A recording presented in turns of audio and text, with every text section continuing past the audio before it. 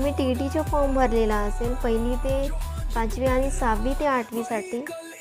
तर आपल्याला घरी बसून अभ्यास करायचा असेल तर सगळ्यात बेस्ट पुस्तक मी तुमच्याशी शेअर करणार आहे. जर शालेय पुस्तक म्हणजे स्टेट बोर्डमधून कुठून पुस्तक म्हणून अभ्यास करायचं, कारण की मी मला ई-बुक बालभारतीमधून गुगलमधून सर्च केली, पण कसं आहे मोबाईलमध्ये आपल्याला लोड जास्त असल्यामुळे काही आपल्या ते पुस्तक आपले ओपन होत नाही. तर मी ऑनलाईन बोलवले आहे. तुम्हाला सोयीस्कर वाटेल तर नक्कीच तुम्ही बोलवा.